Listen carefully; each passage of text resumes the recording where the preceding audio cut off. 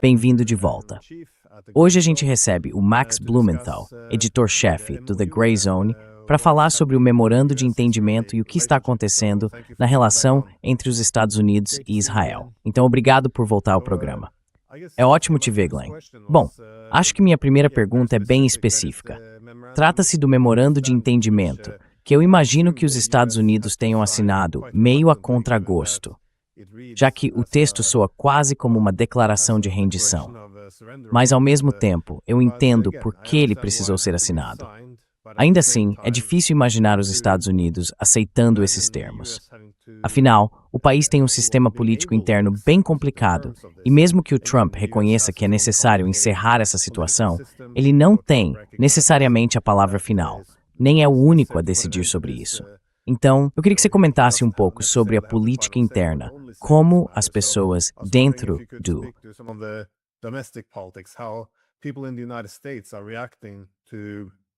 what I would define as a defeat, at least. Well, this was also a major political defeat for Donald Trump. Bom, isso também foi uma grande derrota política para o Donald Trump, e ele está caminhando para uma catástrofe. É por isso que o Trump está tentando vender um acordo diferente. Na verdade, não existe acordo nenhum, mas um memorando diferente, para o seu eleitorado e para o público americano, diferente daquele que o Irã entende que foi acertado. Hoje, o Donald Trump está dizendo que inspetores da Agência Internacional de Energia Atômica vão para o Irã para inspecionar os locais nucleares. E isso é algo que o Irã tem rejeitado até agora. E por que eles aceitariam isso depois dos assassinatos de Mohsen Fakhrizadeh, o Oppenheimer do Irã, e de outros físicos quânticos e cientistas menos conhecidos que foram mortos durante a Guerra dos 12 Dias?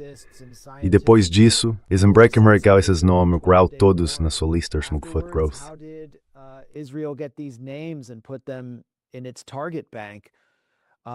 Well, we know Israel hacked into the private accounts Bom, of Rafael. a gente sabe que Israel invadiu as contas privadas do Rafael Grossi, o secretário-geral da Agência Internacional de Energia Atômica, e conseguiu esses nomes a partir de inspeções anteriores, quando o Irã teve que entregar a lista dos cientistas. Então não parece que o Donald Trump esteja apresentando, de fato, o memorando de entendimento que ele precisa assinar, nem mesmo para a própria base dele. Porque os Estados Unidos sofreram o que eu diria ser a pior derrota estratégica, talvez, de toda a sua história. Uma derrota militar. Em muitos aspectos, uma derrota pior que a do Vietnã, porque o dano econômico não foi contido e não vai ser contido, mesmo que o conflito acabasse agora. A situação para o verão parece sombria e pessoas do mercado financeiro me dizem que o petróleo é um ótimo investimento neste momento, porque os preços não vão continuar baixos. Então o Donald Trump precisa fazer isso e, de certa forma, Donald Trump has to do this, and at the same and you know, in some ways he has won back. He's won back some of the support. ele recuperou parte do apoio da própria base. Colocou o J.D. Vance como o vendedor do memorando de entendimento. O Vance sempre foi apresentado ao público como um dos que tentariam conter o Irã, mas ele claramente não conseguiu fazer nada quando Benjamin Netanyahu veio ao país e, basicamente, deu as ordens a Donald Trump em fevereiro. Agora, o J.D. Vance está meio que tendo um retorno. Está reconquistando um pouco da credibilidade dele. O Marco Rubio sumiu do mapa. O Donald Trump está apoiando o J.D. Vance publicamente. E o Trump está enfrentando uma divisão dentro da elite do Partido Republicano. Os republicanos ligados ao George W. Bush, mais voltados ao neoconservadorismo, estão revoltados com o memorando. E os republicanos do tipo Israel em primeiro lugar, como Ted Cruz e Roger Wicker, do Comitê de Relações Exteriores, também estão claramente indignados.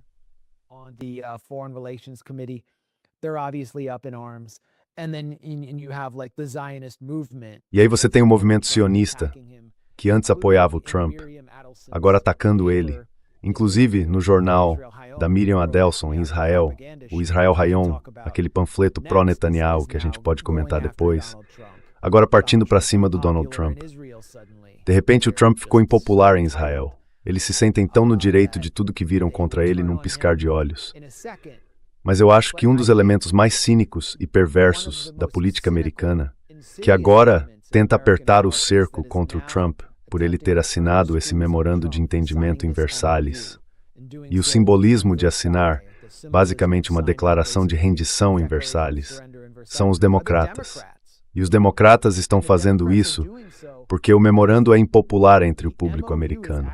Não é porque eles não querem paz com o Irã, é porque eles não querem que o Donald Trump seja o responsável por assiná-lo. Porque o Donald Trump é impopular. Donald Trump era o urbamente esquecido.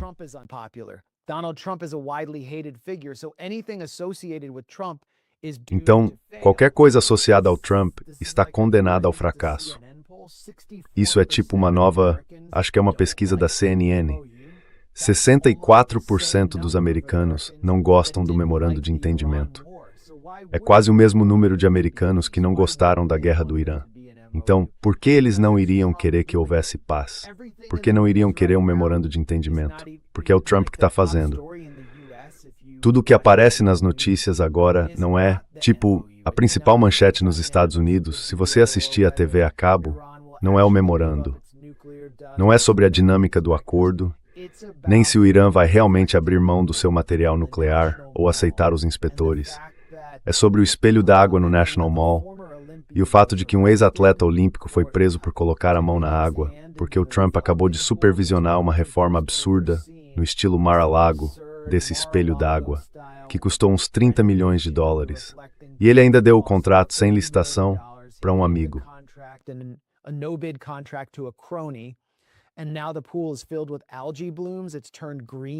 E agora a piscina está tomada por algas. Ficou verde. O selante azul rachou e saiu, e a Guarda Nacional está vigiando o espelho d'água. Qualquer americano, qualquer pessoa que se aproxime pode ser presa. E o Trump está culpando vândalos pelo fracasso desse projeto de renovação cheio de brilho. E é nisso que todo mundo está focado agora. Isso acabou virando uma espécie de microcosmo ou um canal de todo o desprezo público por Donald Trump. E esse sentimento está se transformando em oposição ao memorando de entendimento, simplesmente porque é o Trump que está por trás. E isso é um problema sério. E logo atrás de todo esse espetáculo político estão figuras como Jared Kushner, Steve Witkoff, Marco Rubio, Mike Waltz, todos esses operadores pró-Israel, cujas carreiras foram impulsionadas e instrumentalizadas pelo lobby israelense, ou que são simplesmente adeptos do movimento sionista.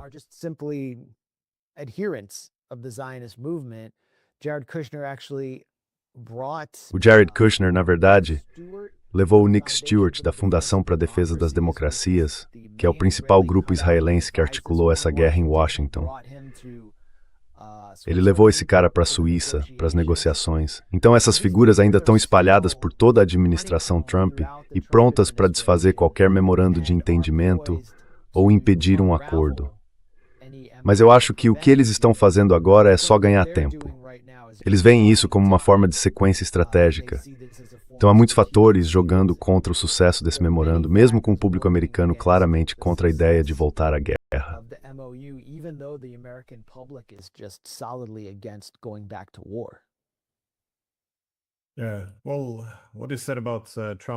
Olha, sobre o que você disse do Trump falar de um memorando diferente, acho que isso está bem claro. Não só pelo jeito que ele argumenta que a Agência Internacional de Energia Atômica tem que entrar, mas também porque ele diz que os Estados Unidos não precisam pagar nem 10 centavos. O memorando é bem específico. Ele diz que o Trump ameaçou o Hezbollah para parar com o que ele chamou de comportamento disruptivo, se não me engano. Mas quem ainda ocupa o Líbano são os israelenses. Então todos esses pontos do memorando, e claro, as ameaças ao Irã durante a negociação, tudo isso também é proibido. E ele não parece disposto a cumprir o que foi acordado.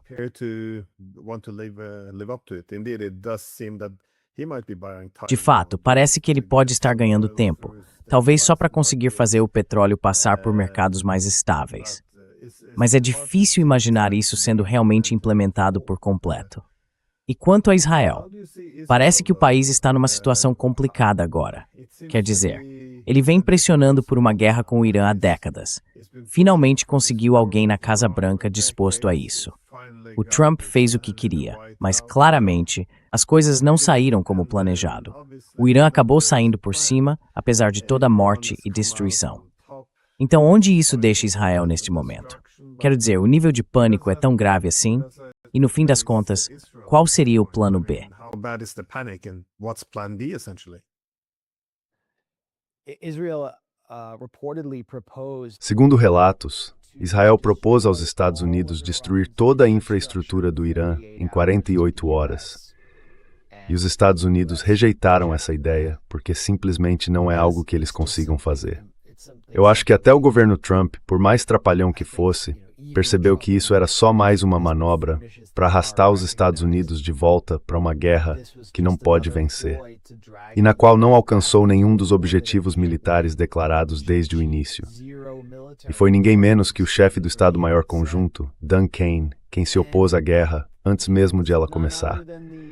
E começou a vazar informações para o Washington Post e para o New York Times dizendo que os Estados Unidos enfrentariam uma escassez de munições, o que de fato aconteceu.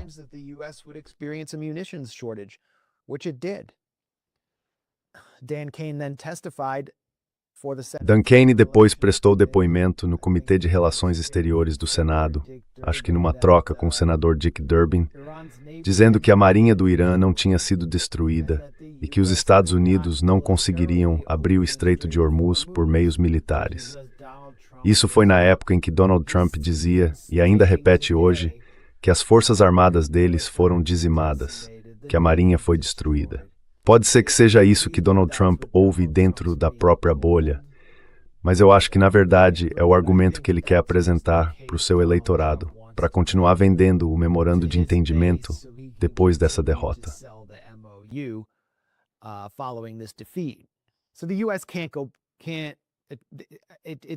Então, os Estados Unidos não podem simplesmente ir lá. Não existe um caminho claro para que o país alcance objetivos militares que não conseguiu antes, a menos que esteja disposto a empregar uma quantidade enorme de poder aéreo e perder dezenas de aviões, talvez até pilotos, correr o risco de ver pilotos feitos reféns. Tudo isso para destruir as chamadas cidades de mísseis do Irã e sua capacidade de dissuasão. E os Estados Unidos não estavam dispostos a fazer isso. A guerra foi travada com munições de longo alcance. E, obviamente, depois de perder alguns F-15 e quase ver um F-35 ser abatido, os Estados Unidos não quiseram enviar o volume de poder aéreo que seria necessário. O Irã, por outro lado, tem uma doutrina militar muito inteligente baseada em... Eu estava assistindo a partida do Irã contra a Bélgica na Copa do Mundo. Exalgebor claramente a remital em a estratégia do Irã de agora to a doutrina militar. Está dobas beata uma excelência. Iran's military doctrine, which is just based around survival. And that was such a wise doctrine. E essa era uma doutrina muito sábia contra um império americano que simplesmente não tem vontade política nem para enfraquecer a capacidade de dissuasão do Irã. Falta vontade política dentro do próprio país. Faltaram munições adequadas. E isso acaba deixando Israel sozinho. Agora Israel está mais exposto do que provavelmente esteve em qualquer momento desde a crise de Suez e a guerra de 1956. E isso significa que o movimento sionista também está exposto. Tudo o que eles dizem acaba batendo de frente com a dura realidade que 99% das pessoas vivem nos Estados Unidos e no resto do mundo, uma calamidade econômica provocada por essa guerra, e cada vez mais gente está percebendo que, no fim das contas, essa foi essencialmente uma guerra sionista.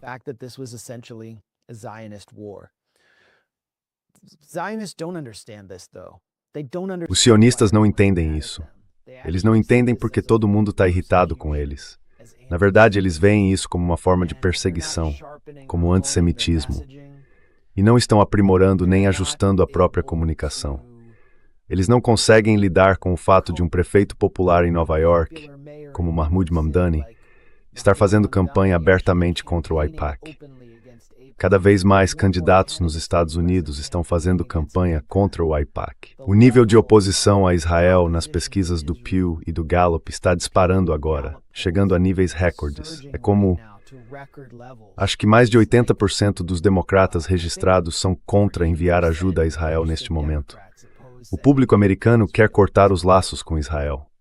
The American public wants to cut Israel off. E os tentáculos de lobby de Israel, assim como o movimento sionista como um todo, não conseguem ajustar sua mensagem nem lidar com essa realidade. Dentro da inteligência israelense, especialmente no aparato de inteligência militar, é claro que eles estão tentando absorver algumas lições dessa guerra. Mas eles não têm poder de fogo suficiente para enfrentar o Irã sozinhos. Por isso, o diretor do Mossad, que está deixando o cargo, David Barnea, vazou detalhes sobre o que a unidade do Irã vinha fazendo para provocar uma mudança de regime. Ele chegou a prever que o Mossad continuaria intensificando suas atividades de desestabilização dentro do Irã e suas ações de sabotagem para gerar protestos que levem à troca de regime, e que, na visão dele, essa mudança de regime aconteceria até o fim do ano.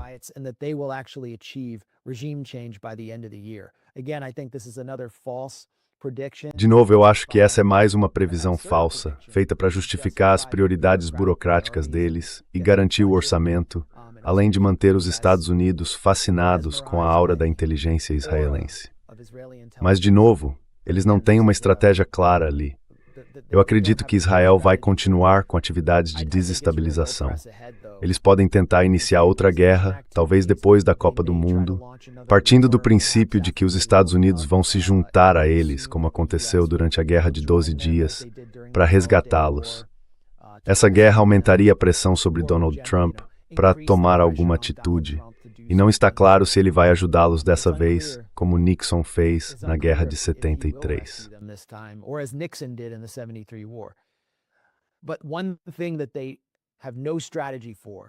Mas tem uma coisa para a qual eles não têm estratégia nenhuma, não estão preparados e simplesmente não conseguem suportar: a perda do apoio do público americano e de setores cada vez maiores dentro do próprio establishment político dos Estados Unidos. A situação ficou tão desesperadora que o Canal 14 de Israel, o canal de propaganda pró-Netanyahu, convidou o mágico, mentalista e charlatão Uri Geller, que afirmou que o cérebro de Donald Trump tinha sido hackeado por uma transmissão eletrônica sofisticada do Irã, e que foi por isso que ele assinou o memorando de entendimento. Isso mostra bem o nível de pensamento em Israel neste momento, se é que dá para chamar isso de pensamento. In Israel right now, and I don't even know if we can call it thinking. I haven't seen that story. That's quite extraordinary. Eu não vi essa história. É realmente algo extraordinário. Mas, de novo, estamos falando dos Estados Unidos. O que é interessante é que quando o assunto é Israel, sempre parece haver um consenso. Republicanos, democratas, todos defendem Israel até o fim. Só que agora, como você disse, há todos esses grupos pró-Israel revoltados por causa do memorando de entendimento que está sendo visto como um grande afastamento. Mas do outro lado, você vê pessoas, sim, dá para colocar o J.D. Vance nesse grupo, mas basicamente são os Tucker Carlsons da América, aqueles que defendem colocar os Estados Unidos em primeiro lugar e não Israel.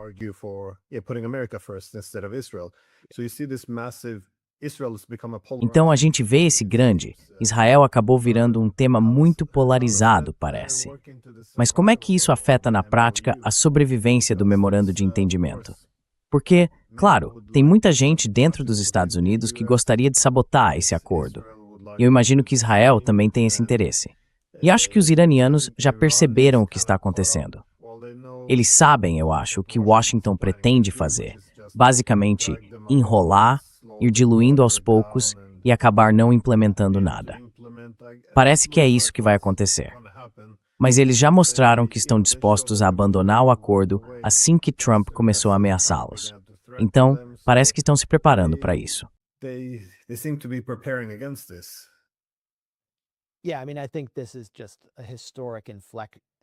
Olha, eu acho que isso é mais um ponto de inflexão histórico do que um sinal real de algum acordo concreto. E o processo de dissolução de Israel, ou pelo menos da ideia de excepcionalismo israelense na vida americana, está se acelerando rapidamente. É só isso que dá para dizer, mas eu concordo com você. O memorando de entendimento vai acabar sendo enfraquecido. E o principal instrumento que Israel tem para desmantelar esse memorando está no Líbano. Por isso eles continuam escalando o conflito lá. Nosso correspondente no The Gray Zone, Wyatt Reed, estava no sul entrevistando pessoas que tentam voltar para os escombros das próprias casas.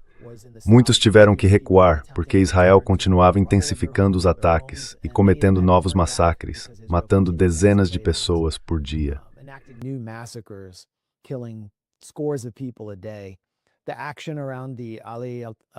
A ação em torno da colina Ali al-Tahrir, onde dizem que o Hezbollah tem uma base e que Israel não conseguiu alcançar com suas colunas de tanques, há relatos de que um tanque continua preso na base da colina, com um comandante e mais 3 soldados dentro, tem sido extremamente desmoralizante para Israel. Isso provocou um desabafo no Twitter, ou X, de Itamar Ben-Gvir, o ministro da Segurança, pedindo que milhares de mães libanesas chorem por cada mãe israelense que chora, e declarando que todo o Líbano deve queimar. Isso expôs de forma muito clara o lado mais sombrio da coalizão que governa Israel. Até mesmo o apresentador da CNN, Jake Tapper, conhecido por seu sionismo convicto, se sentiu obrigado a condenar essa fala.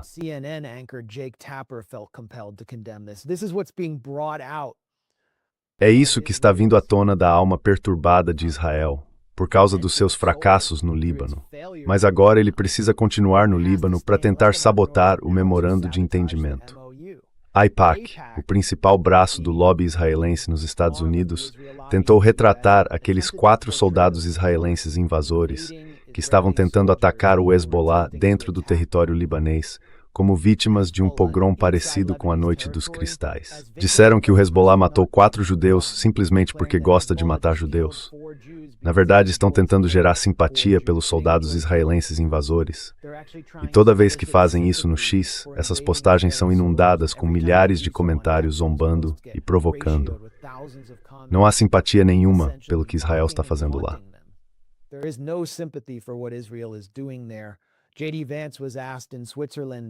J.D. Vance foi questionado na Suíça por um repórter árabe sobre o que chamou de ofensiva genocida de Israel no Líbano. O repórter usou mesmo o termo genocídio.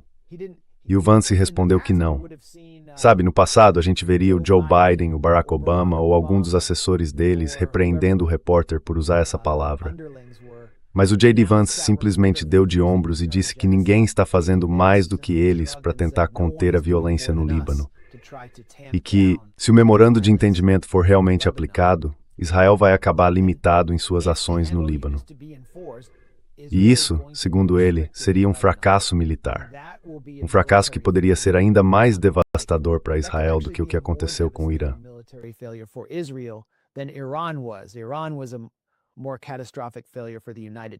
O Irã foi um fracasso ainda mais catastrófico para os Estados Unidos.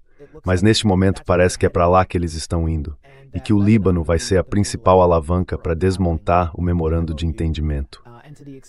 E na medida em que o Hezbollah continuar causando baixas com drones FPV, com mísseis Cornet e outras armas antitanque contra os israelenses, o memorando continua de pé. E só mais um ponto rápido, já que você mencionou o Tucker Carlson.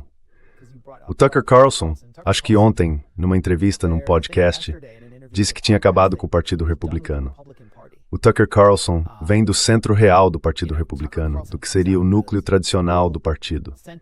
Na verdade, ele não era visto como um extremista, nem como alguém da extrema-direita ou um populista, até poucos anos atrás.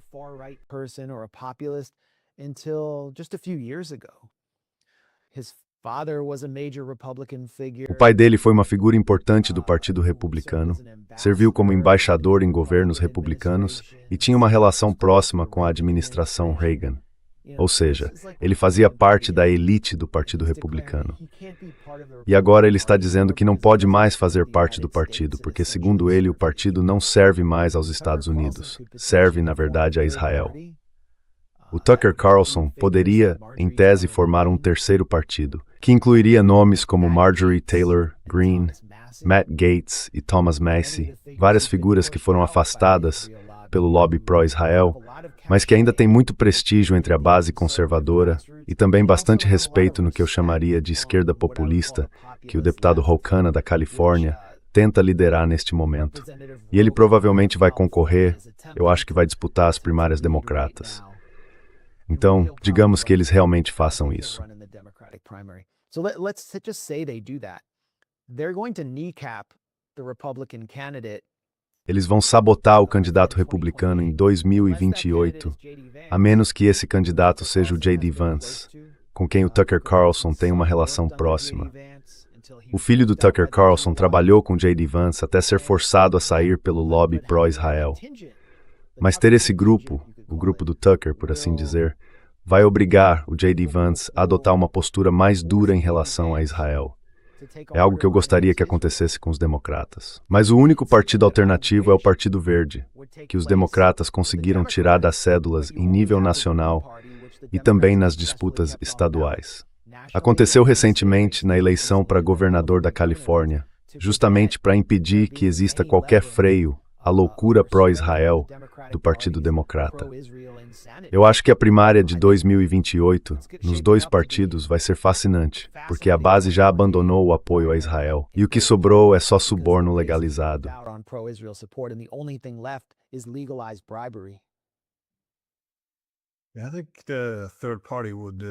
Eu acho que um terceiro partido faria muito bem, na verdade. Porque quando você tem esse sistema polarizado de dois partidos, é muito difícil um lado ceder para o outro. Mas se existir um terceiro partido, ele nem precisa vencer. Basta que ele obrigue os outros a se moderarem, se quiserem manter a base eleitoral. Agora, uma última pergunta rápida. Considerando que há tanto em jogo para Israel, eles podem perder o apoio incondicional dos Estados Unidos, toda a política de paz pela força, se quiser chamar assim, que se baseia nessa ideia de uma ruptura limpa, de uma grande Israel. Tudo isso parece estar sendo colocado em risco neste momento. O que você acha que Israel poderia fazer em um momento de desespero? Você acha que o uso real de uma arma nuclear para mostrar determinação estaria fora de questão? É que eu realmente tenho dificuldade em imaginar, não vejo eles recuando ou se ajustando a novas realidades. Isso leva perpengto, o que sobe, turn.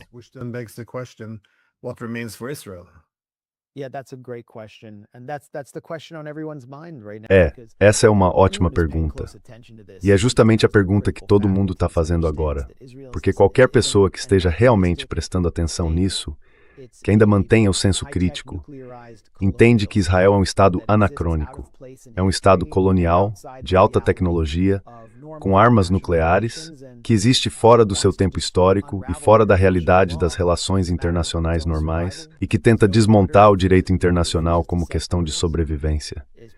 Não tem fronteiras, quer dizer, se recusa a defini-las, e ocupa de forma permanente milhões de pessoas que, na verdade, já são maioria entre o rio e o mar. Então, esse Estado fora de controle para manter seu caráter etno-supremacista acaba propenso a atos terríveis e é capaz de qualquer coisa. Eu acho que ainda não vimos o pior do que Israel é capaz de fazer.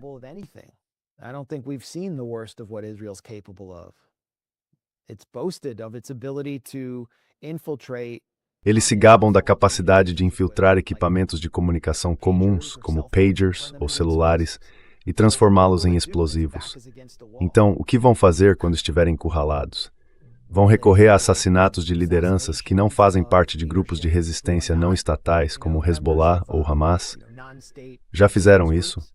Vão começar a agir com violência contra membros da imprensa? Do que eles são capazes? Eu não quero especular. Só sei que é para aí que a cabeça de muita gente está indo agora, à medida que Israel fica cada vez mais desesperado.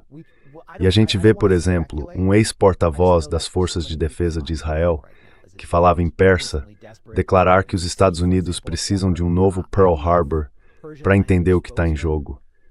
Isso mostra que, sim, a gente deve se preocupar com o que eles são capazes de fazer.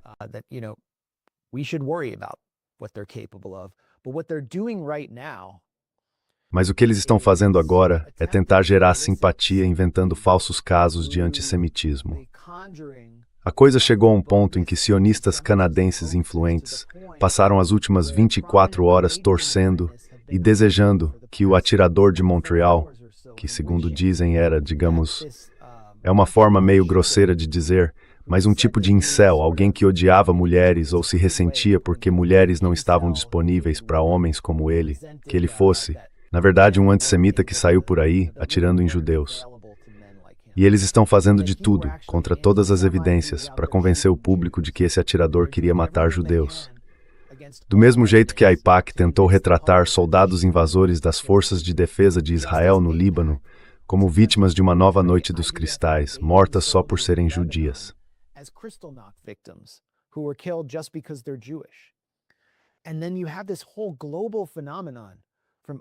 E aí você tem esse fenômeno global, que vai da Austrália até o Reino Unido. Quer dizer, é principalmente nos países da Commonwealth, Austrália, Reino Unido e agora o Canadá, onde estão acontecendo esses ataques antissemitas por encomenda. Na maioria das vezes, são jovens de origem pobre, gente mais marginalizada, que estão sendo pagos em criptomoeda por atores estrangeiros anônimos na internet para fazer ataques de baixo nível, causando danos a propriedades perto de locais da comunidade judaica e também no consulado dos Estados Unidos em Toronto.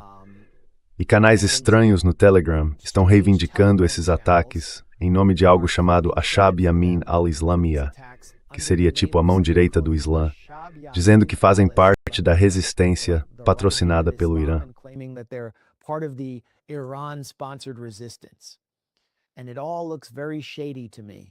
Para mim, tudo isso parece muito suspeito. Fica ainda mais suspeito quando a gente lembra que, em 2016 e 2017, uma onda de milhares de ligações automáticas com mensagens antissemitas para centros judaicos na Austrália veio, na verdade, de Israel. Um adolescente israelense foi preso depois que a inteligência australiana identificou o responsável. Mas, no fim, o Irã é que foi culpado por tudo. O embaixador do Irã foi expulso da Austrália depois de o país ser acusado por esses ataques estranhos, pagos para espalhar antissemitismo. O Irã também foi culpado por Keir Starmer por causa de um esfaqueamento em Londres, cometido por um homem com problemas mentais que atacou 2 judeus depois de esfaquear um colega muçulmano. O Irã está sendo culpado, mas o Irã não ganha nada com isso. Não ganha absolutamente nada. Só existe um Estado que se beneficia de ataques estranhos, pagos para espalhar antissemitismo.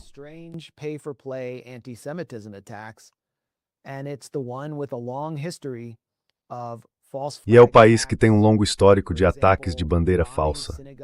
Por exemplo, os atentados às sinagogas no Iraque, feitos para forçar a comunidade judaica iraquiana a se mudar para Israel, no começo dos anos 50. Crimes que foram documentados e confirmados pelo historiador revisionista israelense Avi Shlaim.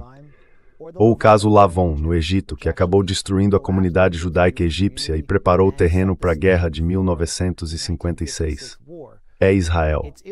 Então a gente precisa mesmo se perguntar do que eles são capazes, agora que estão cada vez mais encurralados. E a gente tem que registrar isso e pressionar nossa liderança para fazer alguma coisa que contenha esse estado psicótico. E uma ideia que eu tive, que eu mencionei numa entrevista que dei no começo dessa semana, ou talvez na passada, já estou até me perdendo, é uma campanha chamada Unidos contra um Israel Nuclear.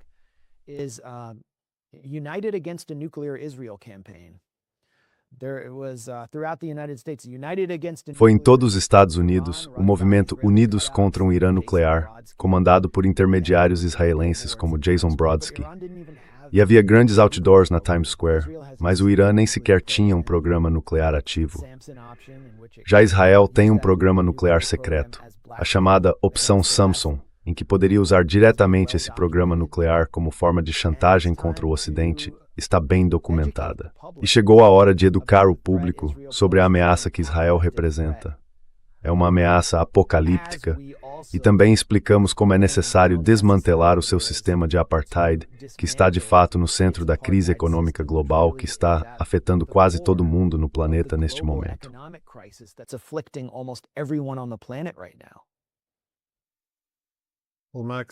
Olha, Max, muito obrigado por tirar um tempo da sua agenda tão cheia. E eu vou deixar um link para o The Grey Zone na descrição. Então, muito obrigado mesmo. A gente acabou de publicar uma matéria nova sobre esses ataques de mercenários no The Grey Zone. Então é só entrar em thegreyzone.com para conferir. Vou deixar um link para isso também. Obrigado. Muito obrigado.